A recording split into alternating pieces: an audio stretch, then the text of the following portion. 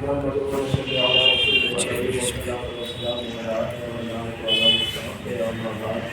جیسا کہ کل ہم نے گفتگو کی تھی معرفت دین کے حوالے سے، اور معرفت دین میں بھی سب سے پہلی چیز واقعی ہے وہ اصول دین ہے، اور اصول دین میں بھی جو سب سے پہلی چیز ہے وہ توحید پروردگار ہے۔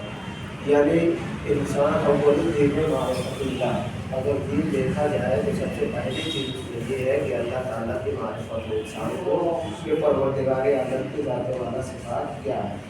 اور اصول دین میں بھی اسی لیے پہلی چیز کو جو ہے وہ توحید رکھا گیا ہے، یعنی توحید پروردگار کہ انسان جو ہے وہ پروردگار عالم کی وحدانیت کا اقرار ہے کہ اس کے علاوہ کوئی اور نہیں ہے سوائے پروردگار عالم کے، اور ساری بزرگی اور کبریائی اسی پروردگار عالم کے لیے ہے۔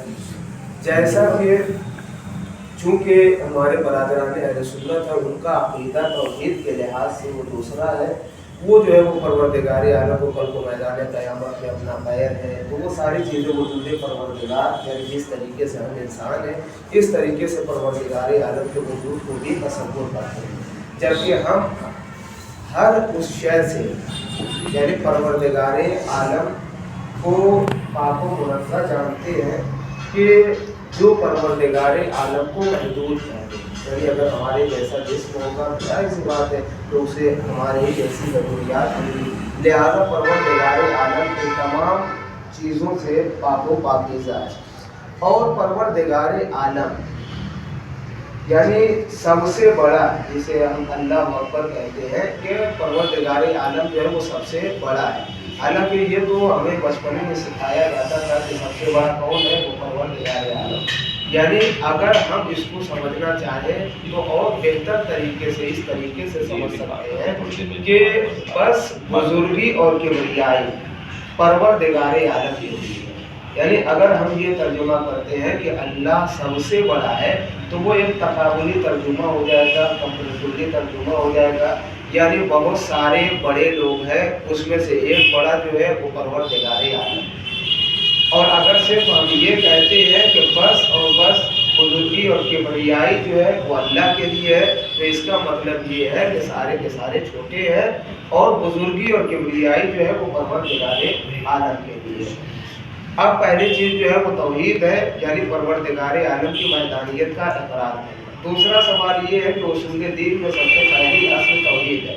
سوال یہ ہے کہ توحید پر عقیدہ رکھنا اور اس کی معرفت حاصل کرنا کیوں ضروری ہے؟ ظاہر ہے کہ اگر یہ معرفت حاصل نہ کی جائے تو خطرہ ہے کہ انسان جو ہے وہ آخرت میں عذاب کا مستحق قرار پائے۔ اگر توحید کا عقیدہ نہ رکھے، ظاہر سی بات ہے کہ اس دنیا کے اندر ہمارے سامنے اگر دو راستے ہوں اور ایک راستے کو بتایا جائے کہ تمہیں اس راستے کے اوپر خطرہ ہے، تو انسان ظاہر سی بات ہے اگر عقل مند ہے تو وہ دوسرے راستے کو تلاش کرے گا کہ جو اس کے لیے سیف راستہ ہو۔ لہذا اگر توحید کے اوپر عقیدہ نہ رکھے تو یہ لازم آئے گا کہ ان کو آخرت میں عذاب کے مستحق قرار پائیں۔ تو لہذا اب ہمارے یہ ضروری ہے کہ دوسرے راستے کو اختیار کیا جائے، یعنی پروردگار عالم کی معرفت کو حاصل کیا جائے، اور جب اس کی معرفت حاصل ہو جائے گی تبھی جا کر کے انسان اس کا شکریہ بجا لا سکتا ہے۔ اگر معرفت ہی نہیں ہے کہ پروردگار عالم کیا ہے اور اس نے ہمیں کن کن نعمتوں سے نوازا ہے تو ہم اس کی معرفت حاصل نہیں کر سکتے۔ تیسرا سوال یہ ہے کہ کیا دلیل ہے کہ کائنات کا کوئی خالق ہے؟ یوں تو پوری کائنات ہی پروردگار عالم کے وجود کے اوپر دلیل ہے، یعنی جس طریقے سے امام حسین علیہ السلام نے میدان عرفات میں دعائے عرفہ میں یہ کہا تھا کہ پروردگارا، یعنی جس طرف میں نظر اٹھاتا ہوں تیرا ہی وجود جو ہے وہ مجھے نظر آتا ہے۔ یعنی یہ پوری کائنات جس طرف انسان دیکھے وجود پروردگار کے اوپر یہ دلیل ہے، تو لہذا وجود پروردگار کے اوپر دلیل بھی قائم کرنا یہ خود انسان کے اوپر ہے کہ انسان پروردگار عالم کے وجود کے اوپر دلیل قائم کرے۔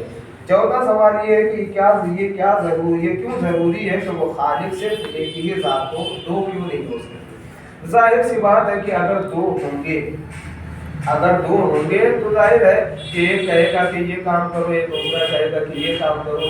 इस तरीके से जो है वो दुनिया का निज़ाम चल ही नहीं सकता। इस तरीके से अगर दो होंगे तो दुनिया का निज़ाम चल ही नहीं सकता।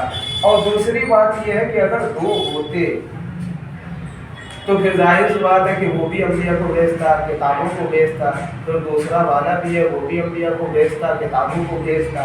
तो लिहाजा हमारे पास तो सिर्फ पैगम्बर इस्लाम के या कुरान मजीद जो हमारे पास आया है वो एक ही आया है। तो लिहाजा ये साबित होता है कि परवरदिगार आलम की ज़ात जो है वो यको तन्हा है। अब आखिरी सवाल ये है कि उस खालिक कायनात के औसाफ क्या हैं। परवरदिगार आलम के यूँ तो औसाफ बेशुमार है, उसके औसाफ को, उसके सिफतों को कोई शुमार नहीं कर सकता। लेकिन हाँ, जो उसमें पाई जाती है सिफात उनको सिफात सबूतिया कहते हैं, और जो उसके अंदर नहीं पाई जाती उसे सिफात सल्बिया कहते हैं। यूँ तो बहुत सारे सिफात हैं परवरदिगार आलम के, और जाहिर है कि परवरदिगार आलम के सिफात को हम ऐसा नहीं कर सकते। वो कदीम है यानी अज़ली और अबदी और सरमदी यानी हमेशा से है और हमेशा रहेगा। वो कादिर है यानी हर शय के ऊपर परवरदिगार आलम कुदरत रखता है। वो आलिम है यानी जो कुछ भी इस कायनात में है यानी हर एक का वो आलिम है, वो जानता है, हर एक के बारे में जो है वो जानता है। मुतकल्लिम है यानी कलाम करने वाला है। इस तरीके से जनाब मूसा अलैहिस्सलाम से दरख्त के ज़रिए से परवरदिगार आलम जो है वो कलाम किया करता था। वो गनी है यानी परवरदिगार आलम किसी का मोहताज नहीं है, सारी दुनिया उसकी मोहताज है, परवरदिगार आलम जो है वो किसी का मोहताज नहीं है। तो ये सिफात थे परवरदिगार आलम के। तो लिहाजा परवरदिगार आलम की मारिफत सबसे पहले जो है वो हमारे ऊपर ज़रूरी और वाजिब है। जब मारिफत होगी तब जाकर के इंसान जो है वो उसका शुक्रिया अदा कर सकता है। बस आज के लिए काफ़ी वाक़ई